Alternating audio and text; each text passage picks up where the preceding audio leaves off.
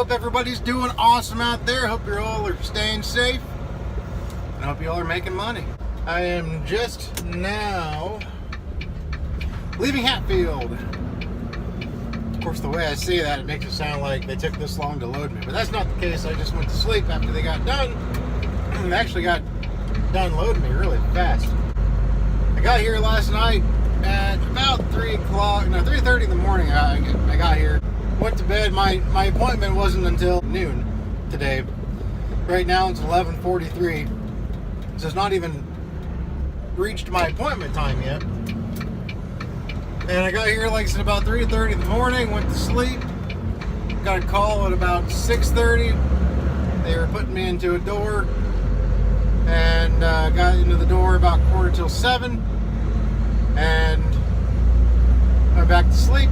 And got woken back up at about 8:30, 8:20, 8:30. And they were already done loading me. So, you know, that's the thing I like about Hatfield here. It's Hatfield Meats or something like that. They, you know, it's a meat processing plant. They're really, really fast. And they let drivers stay on their property to take their break, which is fantastic. Not too many shippers and receivers do that anymore, but this place does. So long as they, you know, have available spots, which they usually do. So yeah, that's nice about that place. So, like I said, I went and got some more sleep after I got loaded, and made myself a smoothie. Smoothie's got some blueberries, some bananas. I'll say flax seed, but there's something else in there. Put flax in there, but something else. Gosh, I gotta say, everybody around here in Hatfield's so nice. They all leave me space to turn. Even the four-wheelers. But anyway, it has blueberries, flaxseed, bananas, some vanilla yogurt, milk. I think that's it. Oh, and spinach. I remember the spinach this time. Put the spinach in here. And it's pretty good. Pretty good. I like it, you know. It's filling for a,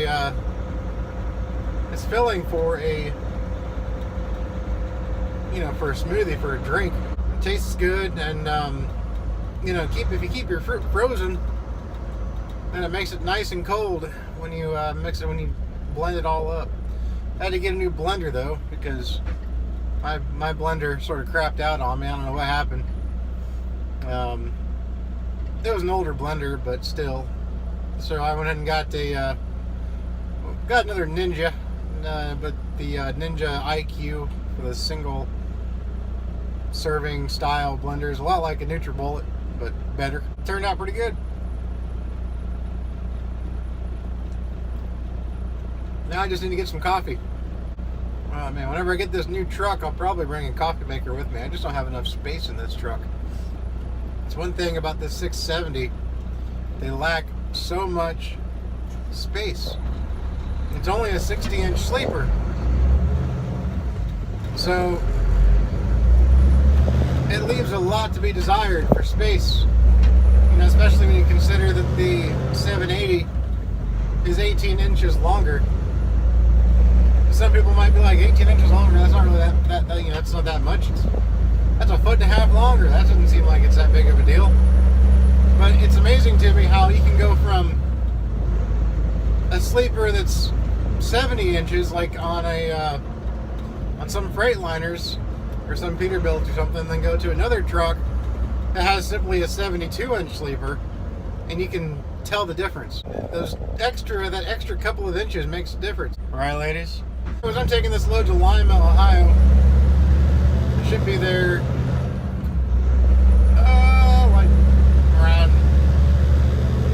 It's only about an 8.5 hour drive from here, maybe 9 hours.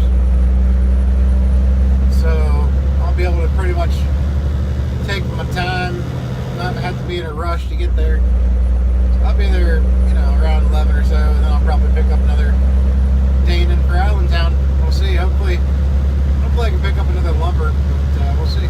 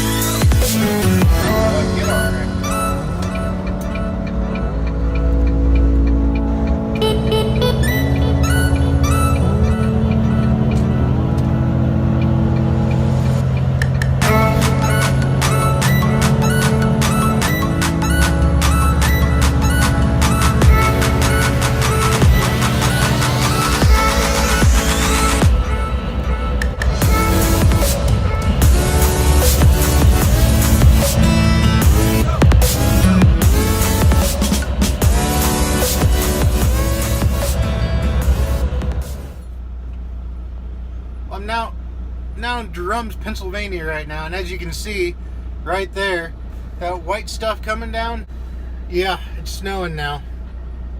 Drums, Pennsylvania, Pilot Travel Center on 80. But I got my coffee, so we're good to go some more. Should be good to go until I get to Austintown, Ohio, and I'll go ahead and that's where I'll stop and fuel up and all that good stuff. Of course, I don't know. I'm drinking a lot of water, so I'm sure I'll have to stop and you know, take care of business. So that's trucking for you, right? First sip of the day right here. First sip of the day, and it's 1:47 p.m. Eastern time. So it's delicious. So how about for a little coffee review, huh? What is up with the coffee reviews on the trucker YouTube channels? Here's my coffee review. Pilot's the best. Everything else sucks. Well, I shouldn't say that. The Love's isn't too bad. That's my second choice if I have to. If I can't find a Pilot and I'm desperate for coffee, then Love's will do. But if I'm desperate for a coffee and I know there's a Pilot within 100 miles, I will wait until I get to that Pilot.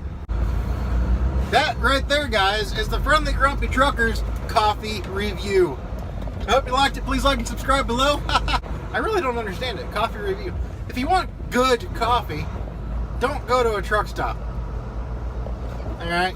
I mean, don't get me wrong. I love Pilot's coffees. I really do. But if you want good coffee, go to the... Oh, the snow's sticking in the grass. Go to a you know, a coffee house or whatever in some liberal town. Because I'll tell you, that's one thing liberals have going for them, is they know their coffee. The coffee's good stuff. Every liberal town I go to, they have like the best coffee houses. My sister used to live in Athens, Georgia. Extremely liberal town. Damn it, where was their coffee good. So there's my coffee review. Hope you liked it. Who the hell ordered this crap? Where did Paul go? Paul just eluded the entire world, apparently. Fall's gone. Fall's no more. It went straight from summer to winter. Damn it, I like fall. But you betrayed me this year.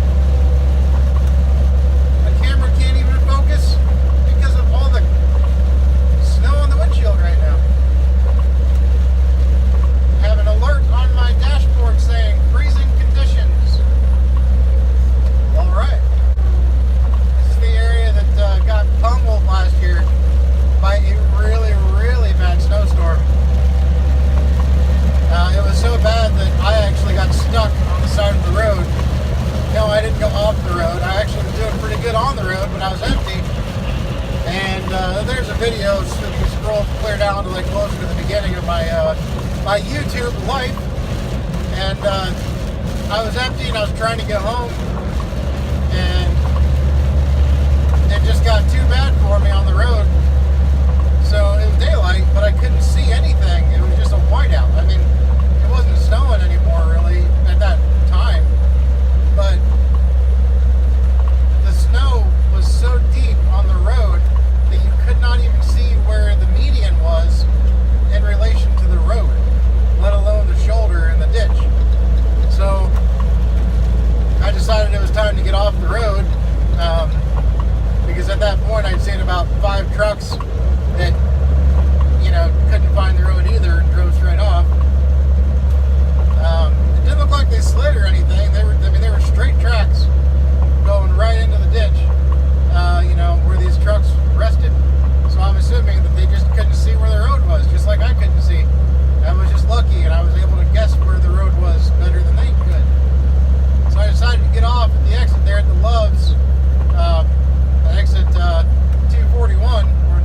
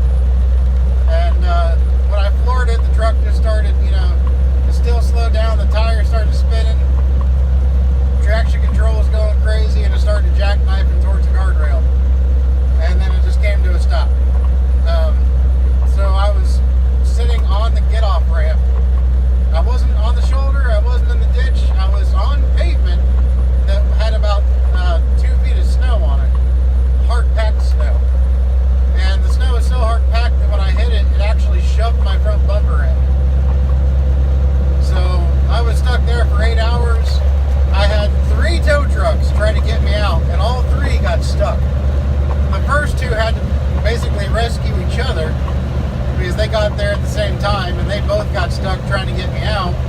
And the third one got stuck, but he eventually got himself out, and then eventually was able to hook up to me and pull me down the ramp where the road was a little bit clearer, and I was able to make it to the Loves. That was a hell of a day right there, a hell of a day. I was walking through snow that was above my knees when I got out of the truck. And one guy tried to go around me to get off on the get-off ramp there in a SUV and a little Acura MDX, you know, that little Acura SUV, the first generation model. He tried to get off there and go around me, and he got into snow so deep that it was over his hood. And of course, you know, he got buried, and I got out and I helped him, and there's another truck behind me that was stuck also. So between that driver and myself and the guy in the four-wheeler, between all three of us, we were able to extract the Acura. So we got him going out, and he was able to go free. He just went down to the next exit. You know, he was obviously from the area. But you can't do that with an 18-wheeler. You can't just start digging and, you know, have somebody up at the front shoving it while you're trying to rock it. It doesn't work that way. I wish it could, but it doesn't. There's a little bit of a weight difference. But I got out of there, and all was well, and I was actually going home to go on a cruise. So, figure that one, huh? I was stuck in horrible, horrible snow, and one of the worst winter storms that this area has seen in quite a while. And I was going home so that I could, you know, get on, or so I could drive down to Florida and get on a cruise ship and go to all these warm tropical islands for a week. So went from one extreme to the other. Good times, good times.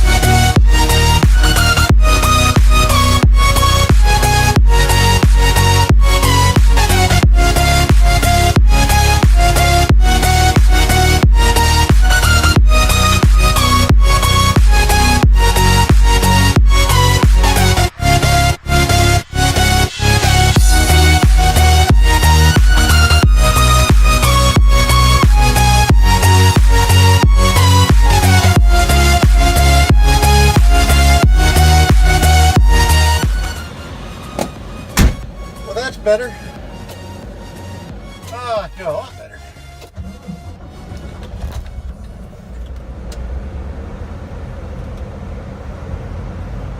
I'll tell you what, some of these drivers that use the fuel islands at a busy truck stop for their 30-minute break, or to go inside and take a shower, or to do anything that takes longer than simply going in and getting a receipt and or a cup of coffee, they just disgust the hell out of me. These busy truck stops, you got to be in and out. If you're going to be sitting in the fuel island, you cannot be taking up precious real estate when you're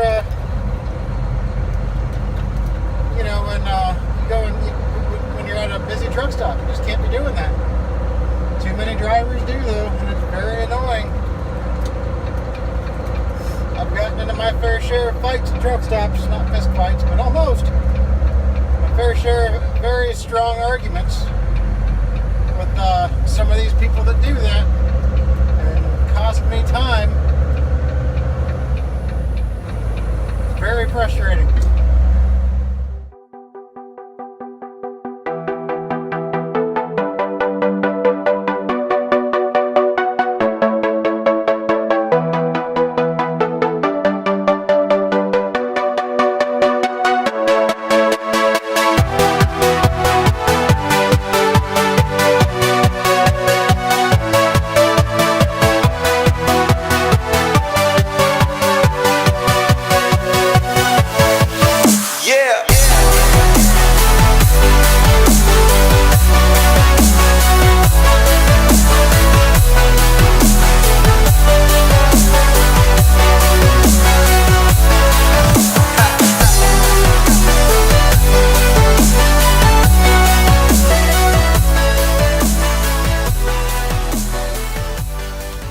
So sure what this guy's doing, but he's blocking the whole rest area. He just parked his truck like that. It's one of those rest areas you got to parallel park. And he's got all this space right there.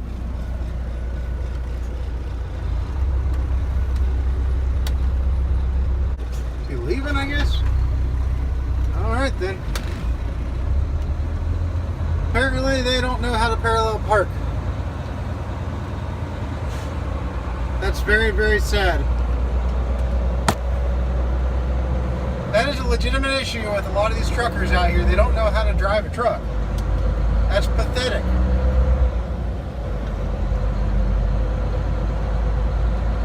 Absolutely pathetic.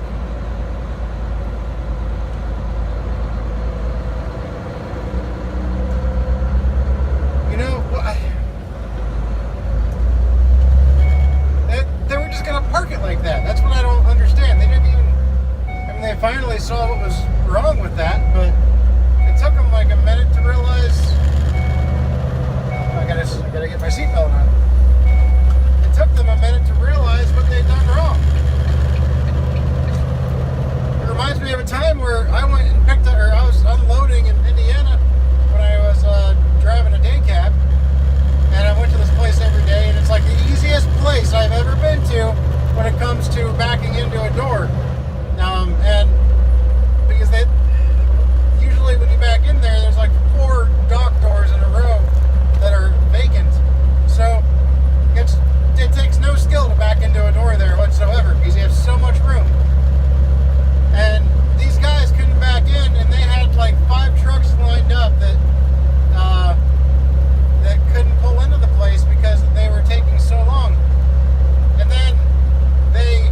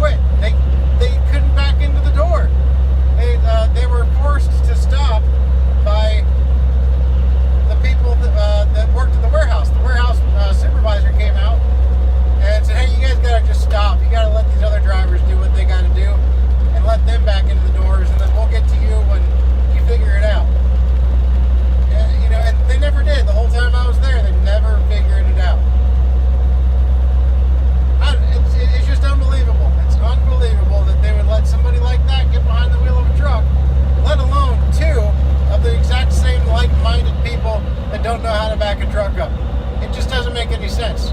None. And that's how that was back there with that guy at the rest area. He didn't know how to drive a truck, but yet he was driving one. If you can't parallel park a truck, you shouldn't be driving a truck, because there are situations where you have to parallel park a truck.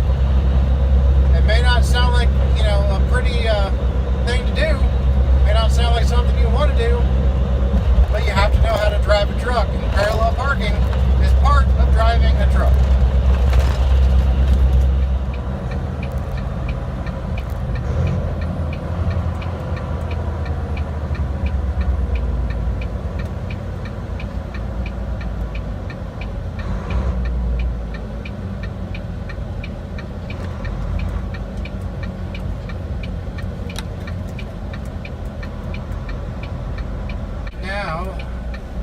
Lost all my trailer lights.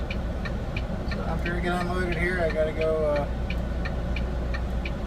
figure that one out.